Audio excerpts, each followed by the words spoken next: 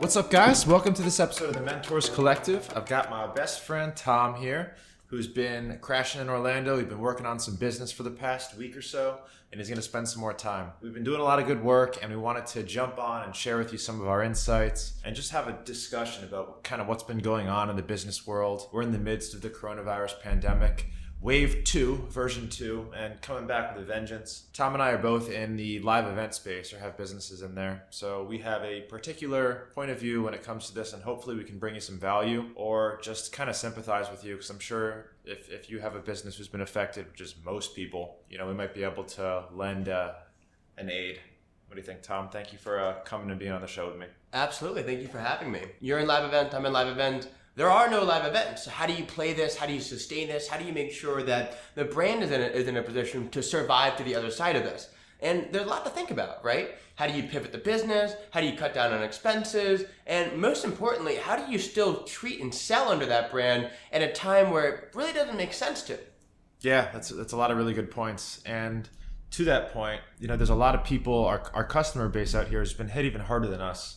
So the most important thing to remember right now, and which I keep reminding myself every day, is no matter how hard my business was hit, we're still fortunate to be in our own control. We weren't laid off, and trying to sell and push things down people's throats who just lost their job and they're in an even worse position. I mean, that's a whole other ballpark. You just have to sympathize more than it's a time to stand back and say, I'm grateful. What can I do to help you? So that when we do recover from this economic disaster, those customers are still there and they're loyal to you. Absolutely. In the social media world, in the social space, people have long memories, mainly because everything is preserved. So in a world where customers stand by you, it's probably because you've been doing the right thing, putting the right information in front of them, and showing them that it's more than just a business. A lot of businesses are going with the, hey, run Facebook ads when people are getting fired, and it rubs them the wrong way. People remember that, and they remember that feeling, and they nobody ever forgets when they've been insulted or when somebody's kind of hit the wrong tone at the wrong time. And so as a brand, you have a responsibility to make sure that you're kind of reading the heartstrings of your customers and also doing right by them. Yeah, absolutely. And it also poses a lot of questions for entrepreneurs with brands, is kind of what do you do right now? I mean, you don't go back into your shell and stop making money. You need to keep the brand and the business alive so they can keep serving your customers. I guess it's about finding that balance and that fine line between figuring out how to pivot, what to sell, how to sell it, and the right tone of message to give to your audience. Right. So if we're going to break this down a little bit, I like to kind of boil it down to 3 main points, Jay. The first is be agile, right? What is your business going to do now to drive other recurring streams of revenue that can get you through this, right? Like what new business opportunities are available? What are some new ways you can look outside your core business? Admittedly, one that you've built and maybe you've built emotionally so, but one that you've built and now needs to change. How can you be agile and find other places of revenue? Number 2 is get lean. So now that you have this new playing field, this new chessboard, what do you do within your existing business to make sure it survives as long as possible? As you know, cash is king. So how can you preserve cash on a month-to-month basis? How can you cut expenses? How can you get rid of the waste, cut the marketing spend, so you are spending no more than you need to survive? And 3, as you kind of touched on already, is be authentic. Be real, be empathetic. Your customer base is still filled with people in the real world. When things happen, like a pandemic, that affects everyone. And so our responsibility as brand owners, at least the way I see it, is that we have a responsibility to our customers, which means that you need to understand where they're coming from, how they're feeling, and you need to communicate within those parameters, because otherwise you're just not going to get it. I love the framework. And like I said, it's about finding that fine line between keeping the business alive and being authentic and not being tone deaf during this time. Right. So using that framework of those kind of the 3 pillars that you just established, being nimble was the first one, nimble, agile, whatever you want to call it. That's your ability to pivot, figure out different ways to maybe make money or sell during the times, kind of an evergreen way of thinking about it, being very with the times. Let's hover on that one for a second. Okay. So what are some examples? I know I have mine in my own business that I've adapted to and brought on in the last 3 to 4 months. But what are some of the things that brands can do right now to kind of pivot? I'm just going to lead with one of my top pieces of advice. Go ahead. As entrepreneurs, as people who have built brands, the both of us, we have a very diverse and very skilled set of tools to build businesses that we take for granted and don't really acknowledge. For example, you are a master community builder, And Tom just helped me shoot a professional product catalog in like 2 hours while multitasking. He's got professional production equipment, and he hasn't been selling these services, and this equipment's been not going to waste, but it's not being used. Yeah. Yeah. So that's just one example. What talents, what tools do you have laying around that you can leverage during this time to help other brands build if it's not your own? If you need to take a step back because maybe you are in the live event space or the hospitality space and your business has been particularly affected, what tools do you have to continue the revenue stream?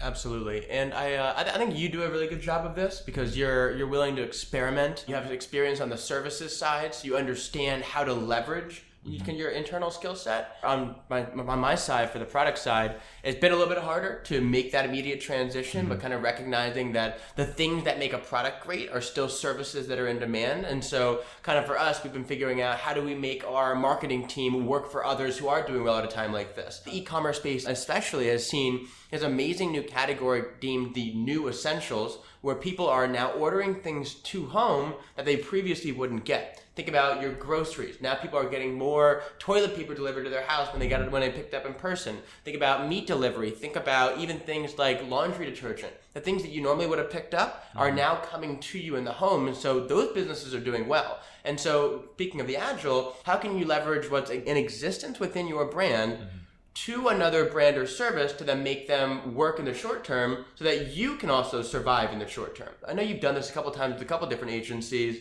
For you, what are some of the keys to being agile and assessing where a business might be able to go relative to this new situation? Sure. So I can just give a few tips from my experience in terms of figuring out what service you can offer and then actually selling that service. I have started several different marketing agencies.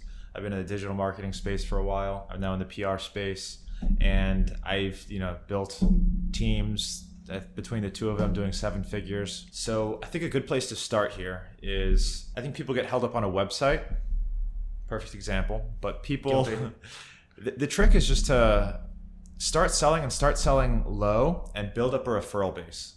There's a lot of good places to prospect clients, social media being one of them, but also don't take things like Fiverr and Upwork for granted. Obviously, I'm not on Fiverr and Upwork doing manual labor myself, but my profile is there and it's built out, and we have incoming leads coming every day. And when those leads come, those are agency clients that I just funnel through through the machine. Right. And I have a team of about 20 people total now that are able to make everything happen, including VAs and whatnot. On the nimble side, how do you figure out what existing infrastructure you might be able to use on something else? So figuring out what existing infrastructure, this is where creativity really plays a huge part. Taking a step back from your own business and saying, okay, what did I do really well? What was really, really good in my business? Or what are my strengths? What are the tools that I have? Not just physical tools like camera equipment, but what are the human resources that I already have in place? Right. What are they trained to do? The human capital. Yeah. Human tools, physical tools, that's all going to come into play when you really take it and combine it to figure out what the bigger picture is. There's no one size fits all here. This is like people asking, what business should I start? Right. There's no answer. Sell lemonade on the street. $1 million idea. This is what makes entrepreneurs such a rare breed. It's their power to adapt and be creative. Totally. So I don't have a one size fits all. You should do digital marketing. You should do branding. You should do video. Right. It's really, what are your talents? Yeah. What are your tools? And figure out a way to be different and stick out in the marketplace, because God knows there's a zillion social media marketing agencies out there. So how are you going to compete with them starting from zero? Totally. And I think for us to make that a little bit more real, so the base business that we have is Lunchbox, where we sell anti-theft hydration packs, sling packs, fanny packs for people who go to events and want to have a better experience doing so. Events are shut down, so obviously that hits the main business. But the things that we've done well in the process of building Lunchbox were video storytelling, community building, and branded content. We did a really good job of building a very personal relationship with our users, so they would refer and share, attend our meetups, and really love the brand. So when we took a step back, we had all this infrastructure built. We had editing teams and videographers and photographers and the ability to write scripts and the ability to churn out new ideas. And while it may not have immediately applied to our core business, we recognized that was a very valuable skill for other e-commerce owners who were scaling at a time like this, back to the category of new essentials commercials or possibly selling hand sanitizer, whatever it is. But to help those people and to use those existing assets, which by the way aren't just assets, but their system, their processes, its experience, and leveraging that for another brand has become kind of one of our eminent qualities in terms of where we go next with developing our business. We took a stock of what we do well. We realized it was video and storytelling and using that to bring people together. And then we paired that with brands who really needed it in the e-commerce space. So that's a perfect example of what we just talked about. And I know we just hovered a lot on how you can leverage your tools to service other businesses, but there's also a lot of other ways to adapt. I know my ex-girlfriend, I'm going to bring her up, she's going to kill me, but she makes bikinis by hand. And obviously with the beaches pretty much closed, I know they just started to reopen, but girls aren't buying $100 bikinis anymore. Right. She's a seamstress. She now makes masks. Right. And has sold several thousand masks that are hand sewn and really cool masks. So obviously there's those, the obvious ones, making masks, making hand sanitizer, making cleaning and safety products that people really need right now. Back to the one size fits all thing. I can't tell you how to, maneuver your production and your products, but there are a lot of opportunities and new products that people need. So it's not just services. There's a lot of other ways that you can adapt. Absolutely. So let's move on to the next big pillar of managing change, which is get lean. So we've talked about exploring your other business opportunities, but what about your existing business? What do you do to make sure it stays alive? And the truth is, you got to get cold, calculated, and look at the numbers. So on one hand, you've got staff, and your staff is powerful and loyal and dedicated. And on the other hand, you have all the expenses that don't necessarily need to be there as a result of what's changed in the world. So let's take live events again, for example. Our marketing budget went from 6 figures to 0 overnight. Our need to go rent office space actually went from 5 figures of rental expenses to nothing because now everybody's working from home. Our need for software and email marketing came way down and we cut that by over 5 figures. And so across the board, we made the necessary cuts to our business. So at the core, we had a fair amount of cash. We have low expenses every single month. And by doing that, we buy ourselves the amount of time that we need for the existing team, existing infrastructure, and existing processes to figure out where we need to go next. So by buying time and preserving that core business, you give yourself the breathing room to say, okay, so how can I use my assets? So you really can't have the first conversation of, are we being agile and are we assessing what opportunities we have without cutting costs so you give yourself the time to do so? Because if you run out of cash, then what happens? Yeah, it's in no one's best interest if you run out of cash. Absolutely. The name of the game right now is keep your business alive until the economy recovers and things turn back on. Success is survival, Jay. Yes, and you're not going to be doing any of your employees favors by keeping them on high payrolls where the business eventually dies and everyone dies along with it. Yeah. So the trick right now with leaning out, and we've done this in a lot of different ways, and we've done our best to not lay off people, which is hard. I mean, you have to cut. Recurring payments right now are a nightmare. Yeah. And employee and contractor payments are a large part of that for us. Right. So the trick is, how do you maintain your business while getting rid of all the unnecessary expenses? Obviously, marketing goes first. Marketing's always first. Yeah, there's no debate. Marketing's first. Then you look at, what are your software expenses? Right. What are your costs of doing business? What are your office expenses? What can we afford to cut payroll by? That's a conversation that you definitely have to have. And by the way, it's a tough one because on one hand, your staff is what makes a lot of the things you're able to do possible. But on the other hand, to your point, if everyone's at full payroll and you run out of cash in 3 months, it doesn't serve anybody's best interest. Yeah, and when you cut your marketing and sales stop and slow down, the reality is you just don't need the full capacity of your old team anymore. No. And it's a horrible thing to have to tell people you're furloughed until further notice. Right. But sometimes it's a necessity to keep your business breathing, which is the name of the game. Right. There's some other ways that you can cut costs, and you talked about email marketing. Right. That's kind of a hard one to cut. I know we kept our CRM, our email marketing. I know we're not doing as many emails now, but obviously they manage our list. Yeah. But the first thing that we did, as soon as everything hit, cut marketing budget. Yeah. Look at our recurring payments. Right. What the hell's in there? Right. And a lot of that comes from software costs, technology costs. Right. I know we have a lot of proxies and servers that we rent that we didn't necessarily need at this time. Okay. That we put on hold. So that was an easy one. Goodbye. Yeah. Goodbye. Good riddance. This is the goodbye scene. It's not. And I went through with my business partner and we looked through all of the things that we were paying for every month. Right. And if you haven't had done this yourself and had a hard look at your own recurring payments, Right. go have a hard look. I bet you're going to find at least 3 to 5 things in there that you're like, I haven't used this. I definitely don't need this. Right. That's the second thing that I think you should do. First is shut off your marketing, unless you need to, unless it's still earning you money, which it's probably not. Second, go through your recurring payments. And third is have that difficult conversation with your business partners and your employee contractors and figure out how much can you reduce their pay by, for how long, and how much do they really need to live. And I like the transparency. Yeah. The transparency here, really just letting them know where we stand. Right. So that there's no bad blood in the water, assuming that the economy does come back and you want to continue relationships with that person. Your human assets are some of the most important. Right. So be fully transparent, figure out what you can afford, and have that conversation directly. And that kind of gets into the third pillar of what we're talking about today, which is be authentic. So you're talking about being clear, authentic, and transparent with the people within your business.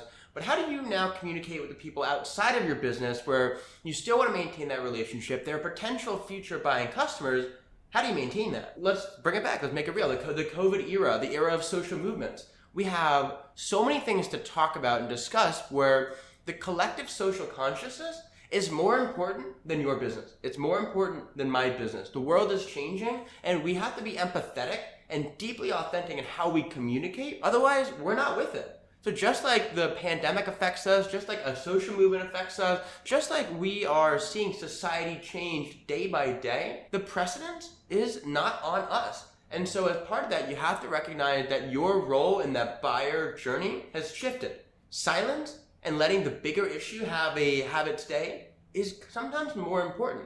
Because the flip side of that is if you decide to add your own commentary when it's not asked for, it can rub people the wrong way. You can pull a CrossFit where the owner decided to make a very off-color joke about George Floyd and all of a sudden saw closures across the country and the withdrawing of Reebok from their sponsorship list. Or, worst off, you take attention away from something that deserves to be seen. And so it's the perfect anti-marketing case, right? On one hand, you want to fuel your business, but on the other hand, the problem that society is facing is bigger and more important than the product you're trying to sell. Benjamin Graham, the author of The Intelligent Investor, says that individual performance is always trumped by market dynamics. Recognize that it's not your fault that there's a pandemic, it's not your fault that it turned out this way, but you do need to be empathetic enough to understand that your marketing isn't going to solve that problem for anyone, and actually marketing might make people turned off of your business. Yep, it's absolutely true. And one of the big points there, you mentioned CrossFit. Things similar to that are happening all over the country on a much smaller scale. Right. The bagel place that I love to go to right down the street closed their doors because of an off-color remark. Oof. So just as the right sort of authenticity can help your business connect with your customers and keep them loyal, the wrong message, the wrong one message. Right. Does. That's it. Yeah, it takes, as I think it was Warren Buffett who said, it takes years and years to build a reputation. It takes 1 second to end it. Yeah. And a lot of people are going out of business. So the moral of the story here is be authentic. Right. Be very conscious of what is going on in the world. Be extra sensitive. Right. And like you said, take a step back, chill with the marketing, and just lend a hand however you can. And by the way, if we go back to our first two pillars, be agile and get lean, if you've done these things, you've gotten lean, so you can afford, I say afford with quotes, but you can afford to be a little bit more silent. And because you're being agile, you can find other ways to drive that revenue that isn't necessarily consumer facing, whether it's business to business services or one of your many other skills. So be authentic. I'm sure some listeners are hearing that and saying, oh yeah, it's easy to be authentic, but if I'm not making money, my business dies. Well, at the same time, if you lose your consumers, your business will die anyway. And if you're not getting lean and looking for other options available, then you're not doing all that you can to build a healthy and sustainable brand long term. Absolutely. And the phrasing be authentic, the word be authentic can be a little bit confusing. Maybe not confusing, but the call to action isn't there. Yeah. I know I have my own version of what I think be authentic means, and I'm sure you do too. What does be authentic mean to you? So for me, being authentic with business anyways is being very socially conscious of what's going on. Okay. And instead of the normal marketing, the normal quotes and whatnot, directing my audience, we're very fortunate to have a large social reach through all of our business channels. Right. So we use that to promote good things that are happening in the world and direct our audience to contribute to the right places. For example, what's going on right now is the Black Lives Matter movement, which I'm very passionate about. Right. And we're able to direct our following to the donate links, which is just this really simple, awesome thing to do within the times. I would add one more thing to that definition because I agree with you. And it comes back to the word empathy. You need to put yourself in your audience's shoes and think about how they're feeling. And then the authenticity element is you are communicating to that feeling rather than saying, oh, this is how I think they feel. So if you know someone is scared and frightened and just lost their job, if you know that's who you're addressing and marketing to, that tone is very different than it's like, okay, well, we're going to very authentically give you 25% off. It's just like, that's still tone deaf. And so understanding what your consumer is really feeling is the key to authentic and heartfelt communication. That's a great explanation. That's much better than mine. And I couldn't agree more. And like we said at the very beginning of the video, people are a lot worse off than we probably are with our business. 100%. So that's where the authenticity comes into play. Totally. Empathizing with your audience. And again, there is no one size fits all. No. Some businesses are going to be in a position to be authentic differently than we might be. Right. But it's just finding your own way. The primary principle here is just to keep your eyes and ears open, figure out what's going on in the world, and match that with what the tone of your business and your marketing. Yeah, that's it. Okay, awesome. So if you are a brand in the COVID era and the world has changed, the sand has shifted below your feet, you may feel like there's nothing you can do, but there is. If you get agile and try to explore your business opportunities, if you get lean and maximize your runway, and you communicate authentically to preserve your customer base, the road may be challenging, but there will still be a road. Jay? Thank you, Tommy. With that being said, if you're an entrepreneur out there and your business is suffering from COVID, hang in there. And now is the time to follow these 3 principles. Consume positivity, keep contributing to all of the good things happening in the world. And we're already seeing some return in the economy, which is very promising. And I'm hopeful for the future. I think in the next six months, everything should be relatively normal. But all we can do is keep our fingers crossed. And hope that there are no more giant murder hornets coming our way. No more murder hornets. And stay inside, wear masks. The sooner we can beat this, the faster our businesses and our personal lives will get back to normal. Thank you for joining us on the Mentors Collective. If you love this episode, please drop us a review.